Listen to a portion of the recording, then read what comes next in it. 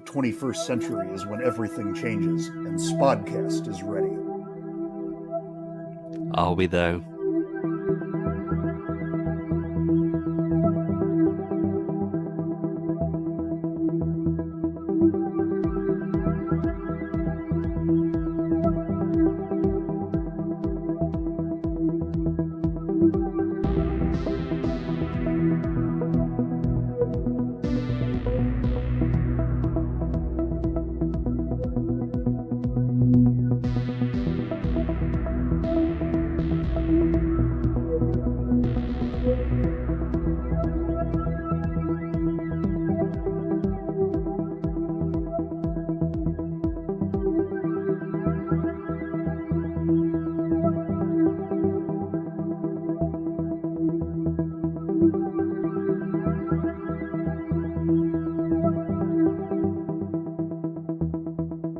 Hello and welcome to a podcast of spurious morality.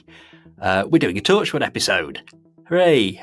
We've had a whole new series of Torchwood from Big Finish recently, so we listened to it nice and speedy and we are going to talk about it. So I'm Johnstone, and with me to talk Torchwood I have Greg. Hello. And I have Mansoor. Hello. So this series was a long time coming. If you sort of followed it slightly, you get the impression, I think, that they had a plan for a third continuation series, and then COVID happened, and then one of the lead actors seemed to fall out with Big Finish for various reasons. Various things happened, so it just felt like that this series was a bit cursed, and I did genuinely start to wonder if it would ever actually happen. And then we were sort of teased with a postcard from Mr. Colchester, which was late last year, I think. And then finally along came the announcement, and we've got a whole series over the course of 3 months, 3 box sets, Torchwood Among Us. So that's what we're going to be talking about. So needless to say, there will be spoilers. We may be spoiling other Torchwoody stuff as well, I suspect. Aliens Among Us and God Among Us spoilers will appear at some point. And I think actually that's going to be our starting point. I just kind of want to get what you guys thought of those 2 previous continuation series. So yeah, we'll go from there. So Greg, your thoughts on Aliens Among Us and God Among Us? I mean, I think they're among the best box sets that Big Finish have released. I mean, I don't know exactly how much creative input Russell T. Davies had in those sets, but I know he's at least credited with ideas. And they really feel like Torchwood sequel series. I mean, they introduce new characters. They continue the story of Jack and Gwen. The new characters they introduce are all fascinating across the board. I mean, I think Mr. Colchester is a very interesting character in a lot of ways. Tyler's great. Ang and Orr, just the way that the new team evolves, and then they bring Yvonne back into it. I think just on a character level, everything works incredibly well, and I think that's really the core of good audio drama is strong characterization. And then there've just been a number of memorable stories across those sets. I mean, we got we kind of started off the whole Billis Manger separate in a little range of things with the story in one of these sets, and we got to see not the whole Torchwood Soho team, but we got to see more of Norton in there. And so they not only did they use these sets to continue the ongoing story, but they also used them to flesh out some of their other Torchwood subgroups, and it all works incredibly well. And both sets have really gripping plots. Both end with potential disasters. Both have sort of cliffhanger endings that really have you coming back to listen to more. Yeah, I mean, I still think Children of Earth is the absolute gold standard of Torchwood for a given season. But I would put those two sets as good or better than the other three seasons of the TV show. I think that the particularly Aliens Among Us, it kind of really, really, really took all of the strengths of Torchwood beforehand and put them together. So, like you say, it kind of continues the Jack and Gwen story. It kind of brings back the hub and the team format of the first two series, and I did feel that they were a bit of a loss when they were sort of written out at the start, well, end of series 2, start of series 3. However, Children of Earth and that kind of overarching story, as you say, that is peak Torchwood. And it felt as though Aliens Among Us was just picking all of those best bits and kind of establishing a kind of new normal for Torchwood. And over the course of the 3 series we've had, that's been completely turned on its head and pushed in many different directions. But just sort of as a core idea, it works brilliantly. Mansoor, what are your thoughts on the sort of previous 2 series? Yeah, they're all very strong. I don't think there's much to. I mean, just like the ambition of them is something that's that's good as well. Like they're not afraid to completely change the status quo, and it does mean that when you get Captain Jack popping up in the TV series in the last few years, there's a little bit of continuity stuff that's a little bit awkward. But I think that's preferable if you're going to use that to allow you to tell a more ambitious, less restrained story. So yeah, because basically huge things happen to Cardiff and to the team, and yeah, it makes it feel fresh, like there's actually some threat and danger there in terms of how things are going to go. The only or one of the sort of things that I didn't like as much about the first few sets is actually fixed by the ones that we're going to be focusing on today, which is the whole dynamic between Gwen and Eng, or like more accurately, like the lack of confrontation or resolution between them. That was the thing that really stuck out to me, and that's when these last 3 sets were so delayed. That was the big sort of frustration that character strand wasn't being picked up and potentially wasn't going to be picked up. So it was a relief that they did give that some attention.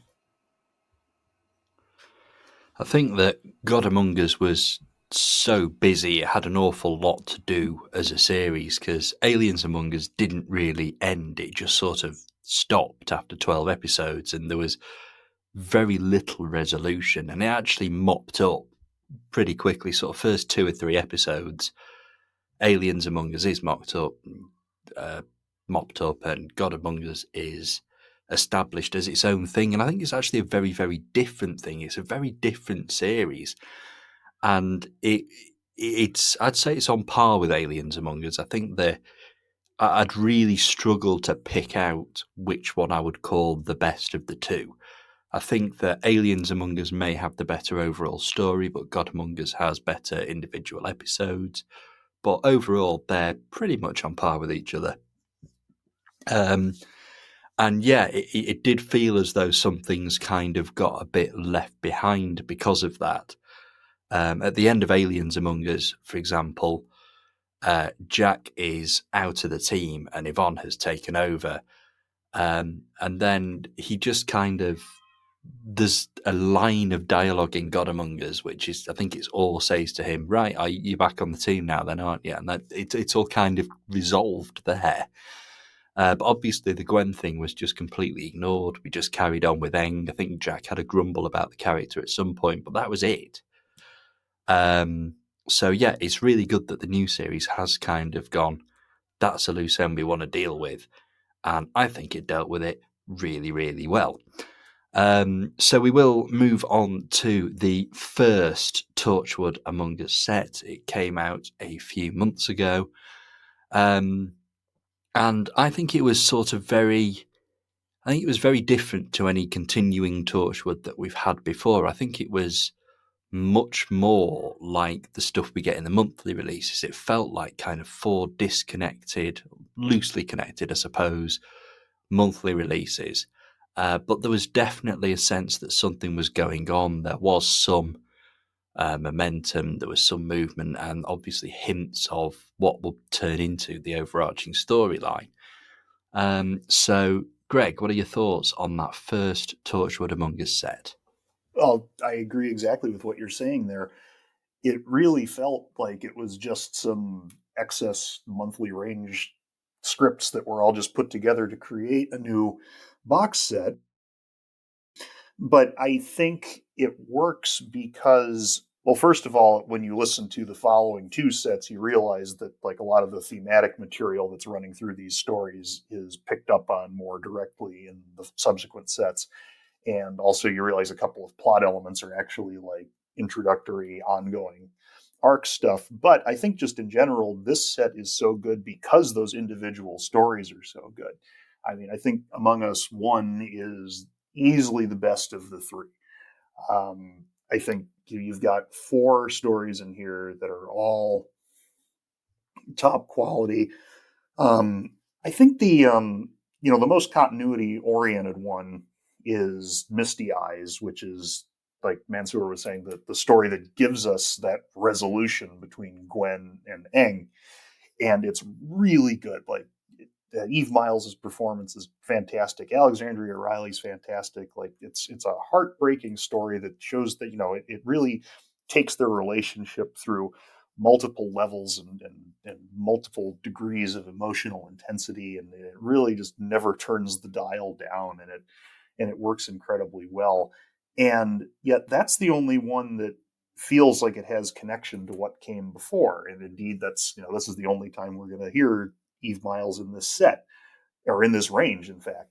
So, for sure, that's kind of its own thing. But then you've got the other 3 stories, which are all about something working behind the scenes in society to nudge people into this sense of fear, paranoia, suspicion, and just letting that simmer until it explodes into some degree of horrific violence or torment or something like that. I mean, that's Aliens Next Door is about taking people living in a subdivision and stirring up their fear and hatred of one another. Colin Alone, which is utterly fantastic, shows just as the title implies, Colin on his own without Colchester, and something is just slowly going through and destroying his life, stripping away the things he loves, stripping away his conveniences, stripping away his essentials, his job.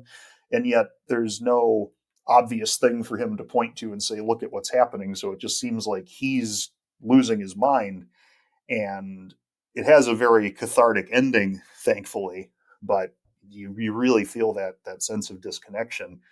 And then the 4th story, Moderation, that's the one that, as it turns out, is more linked to the overarching theme and of the set, because here we have a social media algorithm that's turning, not sentient like the one we see later, but that's being manipulated to allow website comments to be more unhinged and violent. And Tyler's kind of stuck as a moderator, and he's not able to prevent the horrible things that he sees happening. And that's really, I think, the just the theme of the set is just this loss of control, is that the whole world is slipping into chaos and violence. And Torchwood is there at the margins, like just barely like holding the seams together, but it seems like it's just spiraling out of control. As an introductory set, I think it's fantastic. I mean, this is 10 out of 10 material for me. It's dark, it's hard to listen to at times, but it's really emotional. It's really well written. It's quite an achievement.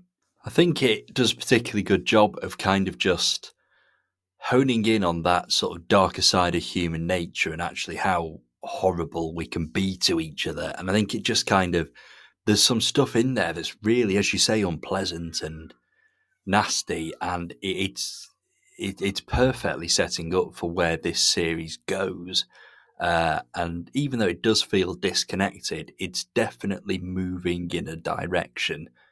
It's a very different start to the other continuation series, and it sort of splits all the characters up. But again, they were split up at the end of God Among Us, so they're kind of on the run and separate. And it's an interesting way of picking it up, and I'm really glad that, unlike God Among Us, it doesn't settle the fallout from the last series in the first episode. There is kind of stuff left hanging over, and it is until the end of the second set, I suppose. Mansoor, what were your thoughts on the first 4 stories in this series? So as a whole, I think this box set was my favourite of the 3. Just it's kind of hard to say because in a sense, they're all one big season or 12 episodes run. But yeah, I think that I do see that thing of these feeling like monthly stories that are at first sight a little bit disconnected. But I quite liked that format, and I think there's a really strong thematic link between them about people, like you said, like just being horrible or going through really, really like terrible experiences. There's something that feels like there's a thread that connects them, um, all 4 stories. But I think because of what I said before, my favourite of the 3 is the one with Gwen and Aang. It's nice to hear Eve Miles back, and to get a little bit of backstory on what's happening with Gwen and Reese. And yeah, I think that confrontation when it finally happened was just handled really well. Yeah, so like a really strong start that got me very excited for the second and third sets, and I do really appreciate the release schedule for these as well, just being month to month. It makes them feel like a serial that you're following in real time. If they'd done that thing of, box set 1 comes out in January and 2 comes out in July, and then 3 you're sort of pre-ordering a year and a half in advance, I think that they'd still be the same stories, but it would kind of kill some of the excitement and momentum. So yeah, I did quite like that these came out all quite close to each other. Yeah, I think the sort of release schedule of a set a month, and I mean, really, it's sort of when it all did come out, it balanced out as being about 6 weeks in between each set. I think that worked quite well, and it definitely does sort of diverge away from what is the normal Big Finish release schedule, which, as you say, we could have potentially been following this for the best part of 18 months. So yeah, I'm really glad that it did come out that way. I'm really glad that we do It's sort of just hard have to this whole series. Yeah, and I mean, I think it works for the story, but it's also just really hard to just on a practical level remember all the kind of character and plot threads when you're following 3 or 4 different Big Finish series at once. So yeah, it's easier to consume, and I think serves the story better. Well, this sort of story definitely. I also think it's good that they suspended the monthly range for those 3 months too. So this was really just the only Torchwood to focus on. Yeah, that I think as well definitely made a difference, and it made it feel like a new series. It made it feel like a current series, which it effectively is. This is, when all things are sort of said and done, Torchwood Series 7. So I seem to remember that there was the sort of few month gap in between releases in the previous Among Us series. And I think with God Among Us, I actually held on and waited till all 3 sets were out before listening to it, and then did it as one series, which I think is the only time I've ever kind of held off listening to a new Big Finish when it's in my download folder. So with this, I did do sort of the one set per month, and I didn't feel like I was missing anything or forgetting anything, or the amount of audio stuff I listened to, Doctor Who and otherwise. It's very easy to not quite remember something that you heard the best part of 6 months ago. So yeah, I was really happy that it was released that way. Just before we move on, I will mention basically what you guys have said about just how excellent Miss the Eyes was as an episode, and it really did bring closure to a thread that had been left dangling, and I'm not entirely convinced we were all sure it would ever be sort of wrapped up in any way. And we finally got the Gwen and Eng confrontation that we wanted and that we'd been hoping for quite a long time. I'd be really interested to know whether this was planned all along to sort of address it more directly later, or whether this was maybe a response to people like wanting a bit more resolution. Because if you just take that Gwen's original exit just in isolation, it just felt really weird that just the person who killed her mum, was it her mum? Yeah. Using her body. That okay, maybe Gwen is in shock, but it just felt like there was nowhere near enough in that moment to kind of even acknowledge that. So yeah, it was very welcome. Yeah, I don't think the implications of that were ever sort of properly looked at before at all, apart from Gwen sort of in the background going, I hate you, you won't get away with this," during Aliens. But yeah, this was definitely the kind of resolution that we wanted.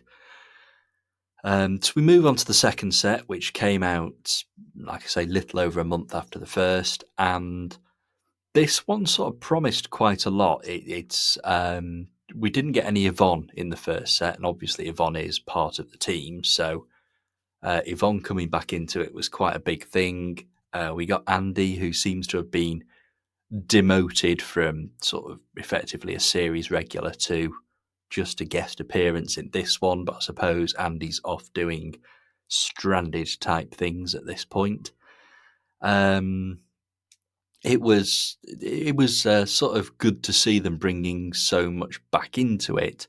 The one thing I was sort of less convinced about on announcement was the Billis episode that also featured Ianto, and I think it was clear that Ianto was always going to be a hologram or something.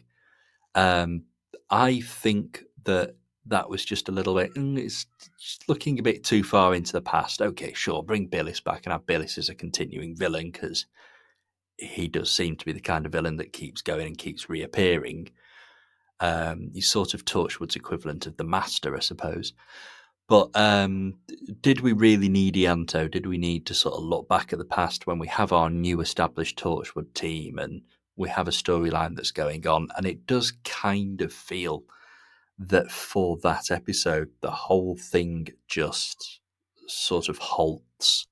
Cuckoo, it does feel like the odd one out in this series, in the sense of it's not really doing much for the storyline. It doesn't feature any of the series regulars.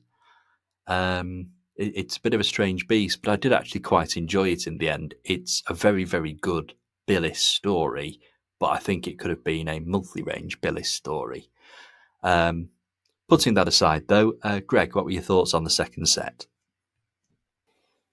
Well, we might as well start there. I mean, Cuckoo does feel like, of all 12 stories here, it feels the most like a repurposed monthly range story. Now, I mean, I know we had a Billis story in an Among Us set before, so, it's not unheard of, but like you said, because it doesn't feature any of the characters, it's almost completely disconnected from the plot. It has Gareth David Lloyd in it. It just strikes me that this, would normally have been released as a monthly range thing with Ianto and Billis on the cover, and and Gareth David Lloyd and Murray Melvin, credited at the top, and it would have just been that would have been the selling point for it, and that makes sense to me. But like you said, I think it's a really good story. I mean, I think the Billis stories are all a bit similar to each other because they are largely Billis Manger, taking an unsuspecting person and slowly manipulating them into a situation where they have to make an impossible choice.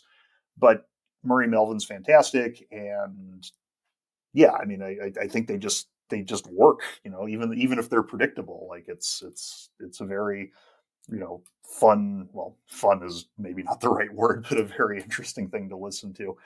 Um, as for the rest of the set, I think you start to see a little bit of inconsistency here. Like I like the first set because like thematically, like you've got like again, you've got the one story that wraps up Gwen's story, and then you've got three very thematically consistent stories that are all dealing with the, effectively the same subject matter from different angles. Whereas in this set, you're really all over the map. Like, you start with propaganda, which is picking up on the themes that we saw, in the first set. So you figure, okay, this is going to continue with this, idea of, current social media trends being manipulated in one way or another. And this story deals with, the idea of Russian bot farms, but it's a little awkward to me just because like the setting of it. I mean, to literally have it start out with Orr on a plane that crashes and kills everyone. It just, I don't know. I think the tone of it just didn't work entirely for me. And I can talk about this a little bit more with the third set too. But like as much as I love Orr as a character concept, like the idea of having such a strong empath associated with the team, when they are sent off on a mission by themselves like this, it really makes you, question like, is this really an individual that we can trust to run an entire mission? Because it seems that whenever War is on their own, um, they're just immediately overwhelmed by all the emotion around them, and just completely fly off the handle and become almost uncontrollable. And I understand that Torchwood is stretched thin, and these are the only people they have, but it just, I don't know, it doesn't entirely work for me. Now that being said, we move on to At Her Majesty's Pleasure, which I think works very well, because it's basically just a locked a locked prison mystery with Yvonne, figuring out how to escape from her prison, and Andy knowing that she's in charge of what's going on somehow. Like she has to be in control, but just not knowing how. And the relationship between Yvonne and Andy and the prison warden, like it's a really fun little character piece. It's got a good sense of humor to it. It doesn't have the bleakness of the other stories. So it's a nice little way to exhale, and it's a good way to bring Yvonne back into it. But like you said, I'm a little disappointed that we didn't get more of Andy, especially after he was such a significant character in God Among Us. Practically being one of the leaders of the provisional government that happened after the flood. But now he's basically just back to being a police officer, and he's in this episode, and it's good. And I'd like to see more of him in the future. And then the final set is or the final story rather is the one that tries to introduce what the actual plot of this third series of Torchwood is, and it tries to take everything we've encountered so far and tie it together, and it does so by showing different characters from the Torchwood team encountering different people and trying to bring them all to one place, which has some absolutely fantastic material for Colchester in this. Like that, his segment of the story is really good, and it's an entertaining story. It's setting things up, but it has a very interesting twist ending, and it just really seems like how are they going to get out of this one? Like this seems like they've pretty much lost. I mean, they're being accused of murdering the government, and all of social media is arrayed against them, and that's a heck of a way to end the set. And it really had me anticipating how things were going to wrap up in Among Us 3. That final episode, I did find it to be sort of quite interesting because all of a sudden, yes, all the characters are there together in one episode and they're all doing pretty much the same thing. And that's it. We kind of get 3 or 4 absolutely identical stories all happening throughout this. And it's essentially get other character from A to B. Occasionally someone's going to shoot at you. It's kind of a escort mission on a video game. And it worked. It was fun. I'm glad we had all the characters together, but I wish we'd had some kind of scene set before this where the characters actually come back together after what happened in God Among Us. It's kind of most of them are separated and then they're not, and then we're all back to how we were before. It just sort of it was quite jarring to just suddenly have a full cast of characters as opposed to sort of a selection of them. But it was good, and it feels like that this is where the series kind of really gets going. We've kind of had the prologue, as it were, up to this point, and now that's it. Torchwood Among Us is with us, and it's going to be brilliant. Mansoor, what are your thoughts on the second set? I quite like the first and last episodes. They were doing something, like trying to do something visual with lots of spectacle doesn't often work well on audio, but I think they pulled it off with that first episode. My favourite would probably be the one with Yvonne, but I have some. I'm trying to work out with the number of twists that were layered on top of each other towards the end of that episode. I think it was kind of done in a self-aware way, but it was kind of getting to the extent of reminding me of Curse of Fatal Death or Let's Kill Hitler, where it's just like there are so many layered rug pulls and twists that it also becomes like that's the joke, that there's, oh, we thought you worked it out, well, there's these other 3 things that we're going to reveal. But in terms of what was going on with the characters in that story, that's what made it the strongest for me.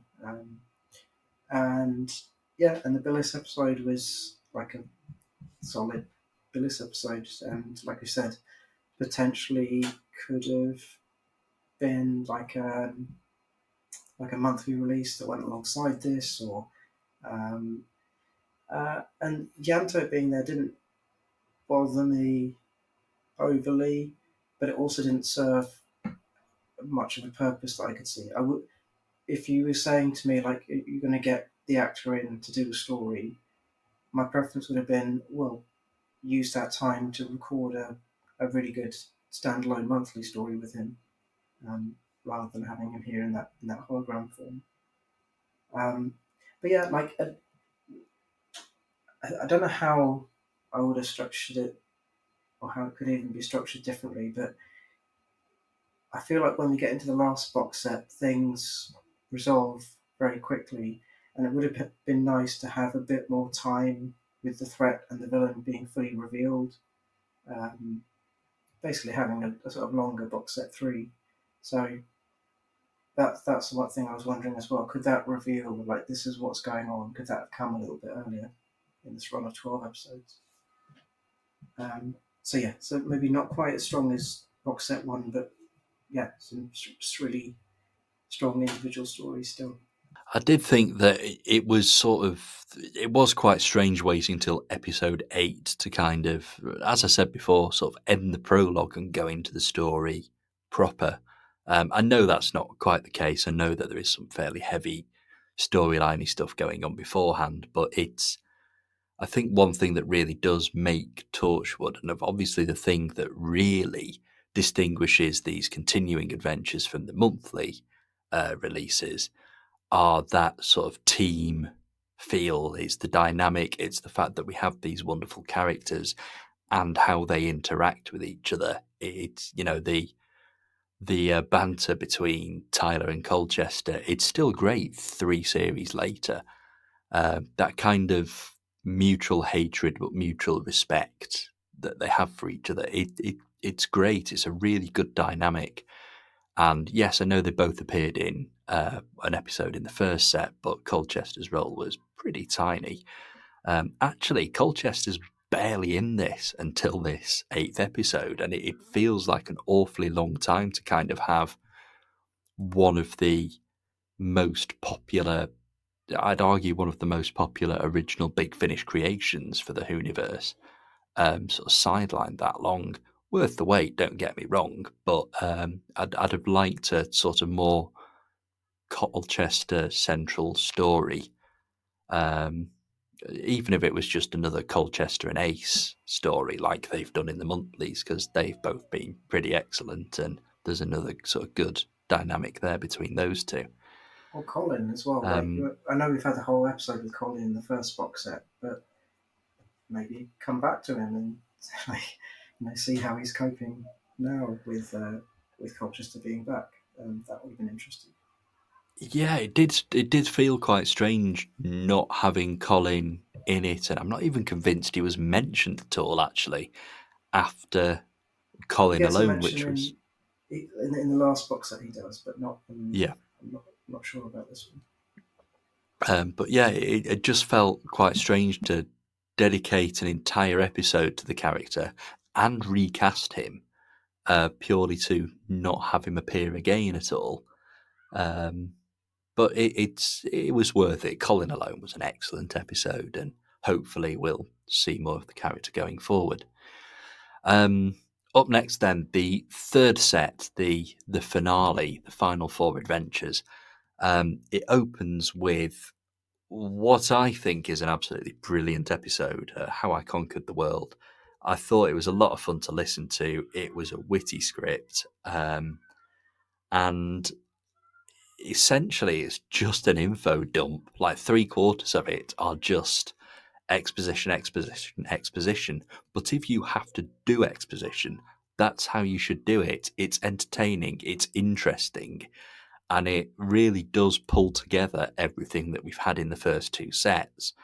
If there was anything that you weren't sure about, or why was that there, or why did that happen, then chances are it is actually sorted out and resolved in How I Conquered the World, and it kind of enables us to do proper Torchwood for the final 3 episodes after that. I also love the resolution to the cliffhanger set at the end of the previous series. Yes, it's exceptionally flippant and it's exceptionally silly, but it's completely Torchwood. I can imagine that on TV totally. It's a totally, very Russell T yeah. Davies resolution. Oh yeah, absolutely. It's just the sort of thing I can see Russell T Davies sort of writing in with a huge grin on his face, and quite rightly too. So, Greg, the third and final set in Torchwood Among Us, what are your thoughts? So again, I'll pick up right there. I really do enjoy that ending. Like it really works for me. Like you say, it's very silly. It's very Torchwood. Just Yvonne driving a giant tank through a wall, like, and then they just take off down the street in the tank. Like that's hilarious. It's just the the situation that they're left in at that point is basically that a very, I think, substantial chunk of the government has just been murdered. Uh, Torchwood are the only suspects for having committed this murder, and they're on the run in perhaps the most the most conspicuous type of vehicle you can be on the run in, with presumably the entire law enforcement apparatus such as it exists at this point, and an evil AI algorithm that controls all of social media. And yet by the next episode they're in an office and like just essentially back to normal, and there's really no sense that they're even in hiding behind beyond what we've heard of in the first few sets. And really, I think that's my issue with this third set, is that I think it really struggles to bring all of the separate strands that we've experienced so far together into one coherent narrative. I think that like you were also saying about, well, why don't we get a story, picking up with Colin, we heard Gwen and Reese in the first set. Well, now we've got a story in this one that's set in Iceland with Greece. And I mean, again, I know the production reasons for this. I'm not saying they had any choice, but now you've got a story in Heistland, fun pun, by the way, that has Reese in it, but there's no Gwen. And then there's awkward, like, couple lines of dialogue trying to explain, like, why Gwen isn't involved, even though she really obviously should be. Um, Now that being said, I liked that first story as well. I think it basically is setting itself a very ambitious goal of telling the history of social media, or at least people's interactions on social media, and doing so in an hour, and it does it pretty well. I think it describes a very interesting villain. I think it's you have this algorithm that's trying that gains sentience and is trying to help people, and is and sees like the really like nice and rewarding things that can happen on social media as people interact, and it tries to promote this, but then in doing so uncovers like the dark underbelly of human nature, and now people are being horrible to each other, and eventually the AI just comes to the conclusion that humanity is irredeemable and everyone should just be replaced by AI constructs, which, obviously stepping back and looking at it from the outside, you're like, well, that doesn't make any sense at all, but it makes perfect sense to this AI that's been raised in that environment. So that's pretty smart. I like that quite a bit. The Doom Scroll story is excellent too. Tyler and his relationship with the American influencer is brilliant.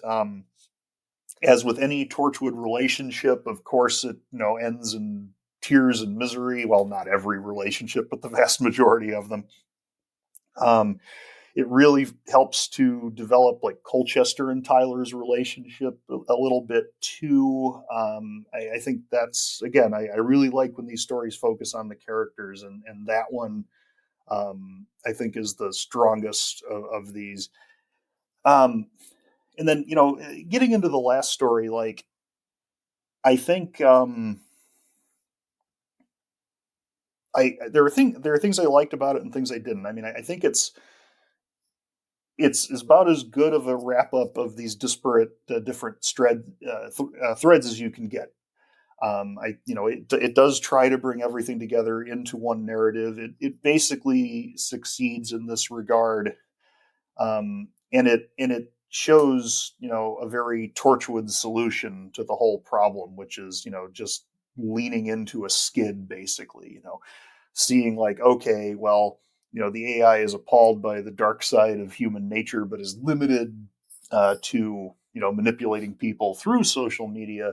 So we're going to aggravate the dark side of human nature and get people to rebel even against the very social media that they're using, and thus strip the AI of its power. It's a great plan. It works. The only thing that really doesn't, it really makes me a little uncomfortable is the fact that to do this, they really have to inflame people's beliefs in some very questionable and dark real world conspiracy theories, like convincing wide swaths of the population that underground cabling conduits are actually like full of like babies that are being harvested by evil forces within the government, like that. Like you're to solve this problem and save the world, you're creating a world that might in many ways be worse, and is exacerbating some of the really dark parts of the real world. And I mean, it's not an illegitimate choice, certainly. Like it's a conscious dramatic choice to go in that direction, but I really think if and when we get a fourth, series, a series 8, like they really need to engage with this a little bit, because I don't think this is something that you can just throw out there and establish and then, never come back to and just start afresh. Because it's uncomfortable, and like I said, there's nothing wrong with uncomfortable drama. Like if that's what they're going for, that's great. Like it's not everything should make the audience feel good. I'm a little iffy on that, but in general, like I think for what this set had to do, it's about as successful as it could be. I think there's just based on all the production difficulties, I think there's just a cap on what that could be, and I think this is pretty much right there. I think it's a very, very sort of Torchwood ending, Torchwood solution. Like the ends justify the means, no matter how grim the means are. It's very Yvonne's Torchwood. It's very the Torchwood that's presented to us in Army of Ghosts and Doomsday. And I quite like the fact that maybe Torchwood is becoming even more morally ambiguous, now that Yvonne is completely in charge and there's no Jack sort of challenging her. Jack, obviously morally ambiguous himself, but it's very much an Yvonne Torchwood approach, and I quite like how they've sort of gone to that, and maybe the next series could perhaps explore a little more. Well, are Torchwood actually the goodies? What are they fighting for? Maybe it's something we'll get to. Yeah, I'll come back to the thing about the team there, because that's interesting. But just on the set, I think I agree with what's been said. I really like the villain, and that's why I would have liked this to have kind of come to this climax a little bit earlier. And I also am conscious that creepy little girl is quite an overused trope in sci-fi and horror, but it's just done really well here. And there's that the actor's really good as well, who plays Friend, and the stuff around it is about influences and all of that. It's trying to engage with what's going on at the moment. So all of that was very welcome. That I didn't mind the resolution, but I was talking about the what should be in a box set and what should be in the monthlies. I would quite welcome a couple of like coda stories to pick up some of the pieces between the big box sets. And I guess in theory you've had that with like Colchester popping up with Ace and that being set during the run of box sets.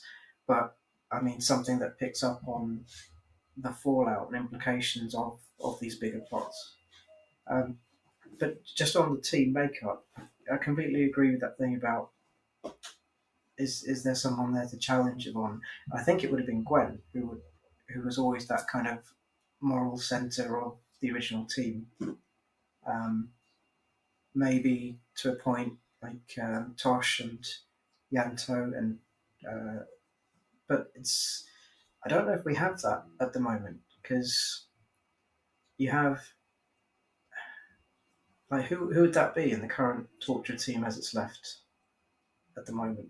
Because they're all quite morally grey and ambiguous, which is good for complexity and drama. But who's that kind of moral heart of the team at the moment? I think if you brought Andy into it, it could be him, but he's only in the one story in this series. Yeah, that's a good point. I suppose the closest we have is probably Tyler. If you had to pick one out of all of them. But he's just so broken down by everything that happens to him. He's been through 3 series of absolute hell, which I suppose Gwen did, but maybe not quite to a Tyler extent. Actually, it's an excellent point that we've reached the stage where all of Torchwood's characters are kind of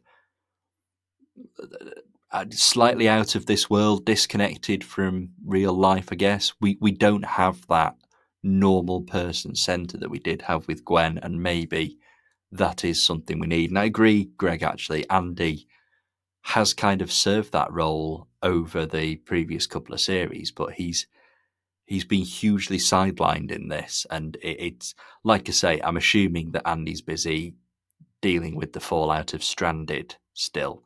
That's kind of how I'm headcanoning it anyway. And they Yeah, do a lot to like remind us about awe and Aang's alienness. Like I think there's like several lines of dialogue just stating it, and so yeah, that kind of entry point or point of view character. I'm not sure if they have that at the moment. maybe we do need a normal person, inverted commas, back in I, Torchwood. I was quite that. That was one of my what can I say disappointments, but hopes earlier on with the journalist in episode 4 of the first box set.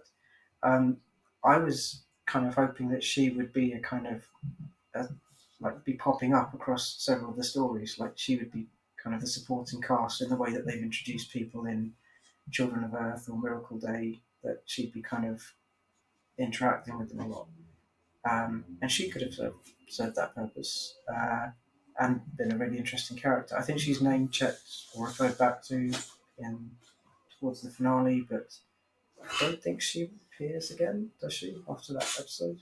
Certainly not that I can remember, no. And I think you're right, actually. That would have been quite good to have her as kind of maybe some kind of moral compass for the rest of the team.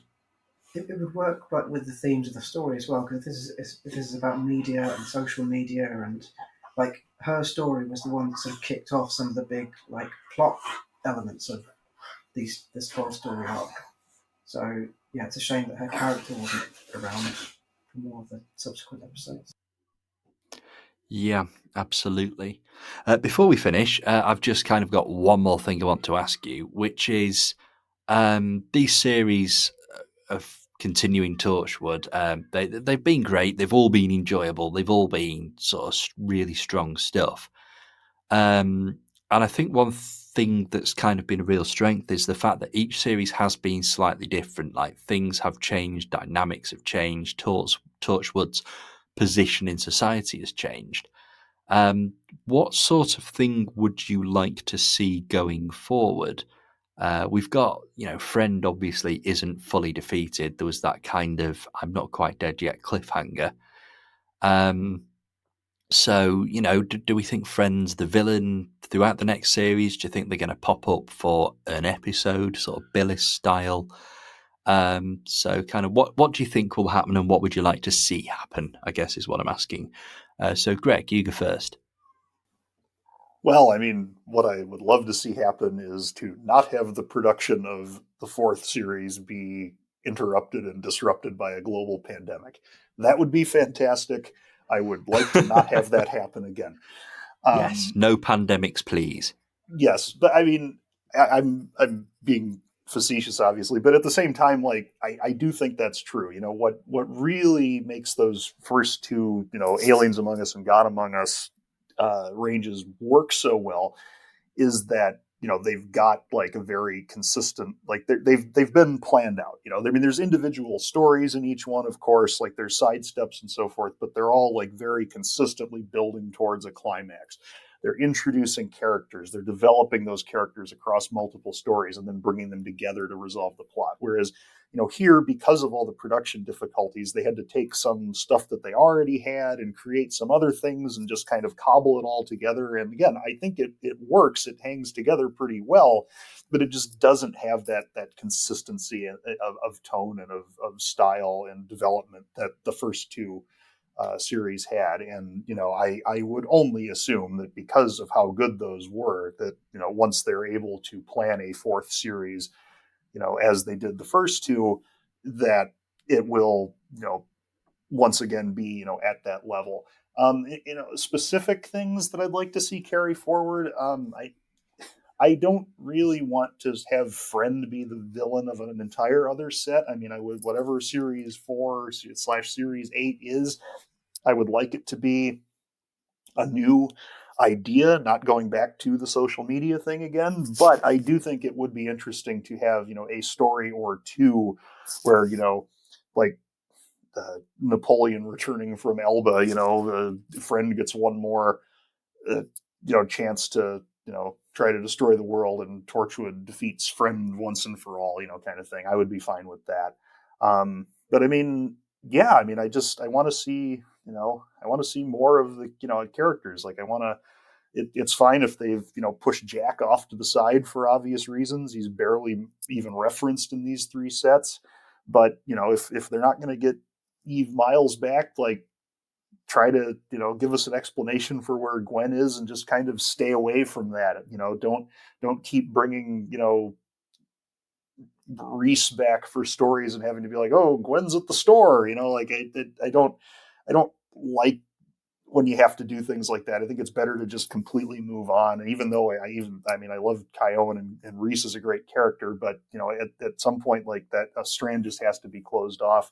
But I want to see Andy brought back into it more. I want it, like you guys were saying, I want to see someone challenging Yvonne going forward. I want to hear more from Colin, learn more about, what his and Colchester's life is like now that Colchester isn't on the run and hiding anymore. Yeah, I mean, all of those things, but I don't know, what specific type of plot I would want. I just, I'm looking forward to, reclaiming the consistency that we had before. Yeah, absolutely. I think that a new series needs to really, really kind of establish straight away what the status quo is now, because it felt that it may have slightly changed episode to episode throughout Among Us. Are they on the run? Are they this group of pariahs? Everybody hates them after God Among Us, apart from when Torchwood becomes a buzzword to save the world and all this sort of thing. I feel as though we need a little bit where we kind of may be told, right, Torchwood are now back in the hub. They're operating as a team and they're dealing with aliens. But a lot of this, Torchwood are in an office, but we don't know where this office is based. It's certainly not Cardiff anymore. So maybe just kind of re-establishing the absolute basics. Where are Torchwood? What's the mission? How are they operating as a team? And then kind of build on that and subvert it, change it however we need to, but at least just have that baseline, because throughout the entirety of Among Us, there hasn't been any kind of baseline at all. It has sort of fluctuated a bit. Mansoor, what about you? What do you want to see moving forward? Either bringing Andy back in, or bringing another kind of character in to ground the team and kind of give it that moral center that we were talking about before. Um, in terms of format, we've had like these three sets of three Among Us titled box sets. So just maybe in terms of branding and structure, maybe move on to something that's just called something different and fresh for the next box sets. Um, and then the thing that we've been talking about, you know, about monthly stories versus box set stories. I know schedules and production timelines would make this tricky, but it'd be really nice to have like a run of box sets like this, and as well as like pausing the monthly stories, maybe timing it so you've got some prequel stories and then like a coda story turning up in the monthly range. Um, Obviously, you'd have to do that in a way that those separate stories make sense on their own. But things like the Billis story in box set 2 of Among Us, that would have worked perfectly fine, I think, on its own. Like, you might feel like you'd obviously get more from it knowing the plot of Among Us, but you could follow it on its own as its own thing.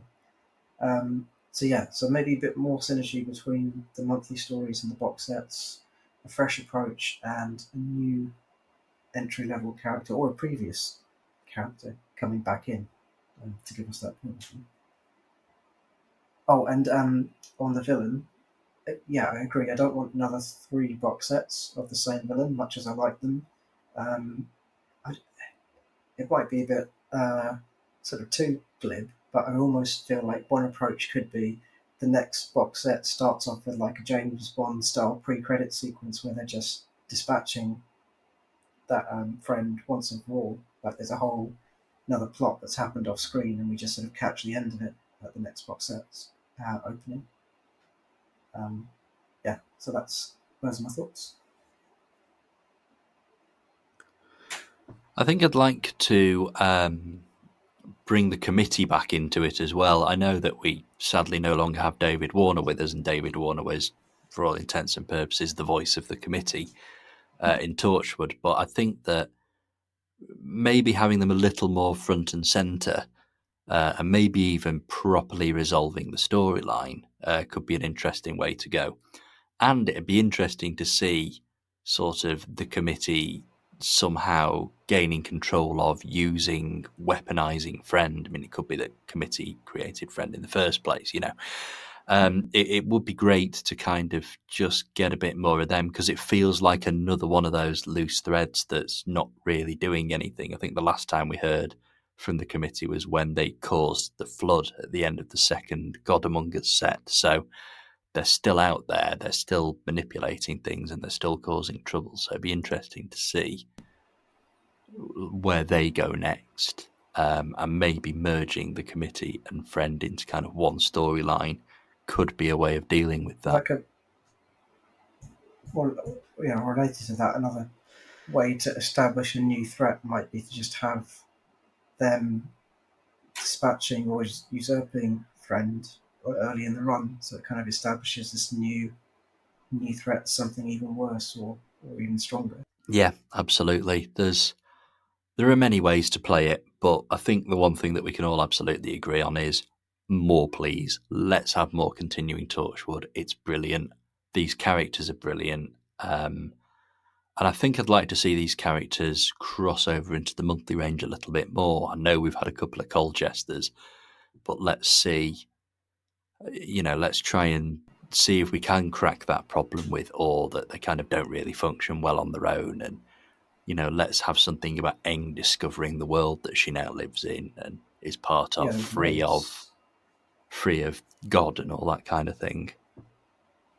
Or like other media, like I don't know if Big Finish can do, maybe they probably can't because of license arrangements, but Torchwood books that go into that sort of stuff, that flesh out the backstory that isn't part of the main plot, but gives you that sort of that extra detail. I haven't been following, got to confess, I haven't been regularly following the main range for a little while.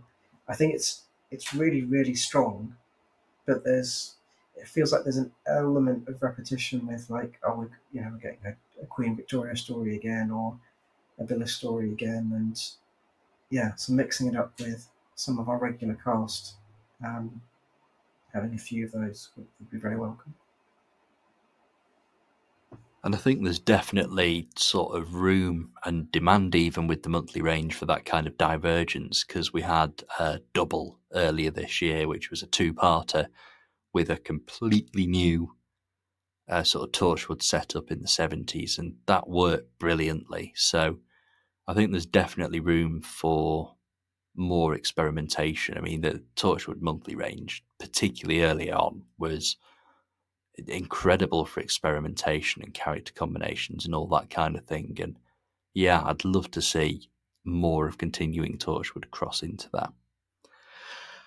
Okay, well, that is all we have time for, but it's been great listening to Torchwood Among Us, and it's been great talking about it, and I think we should definitely revisit this along with other continuing Torchwood and maybe even Tele-Torchwood in the future sometime. But for now, I will say thank you and goodbye to Greg. Thank you and goodbye. And I will say thank you and goodbye to Mansoor. Thank you. And we will be back for more Spodcasting soon. Goodbye now.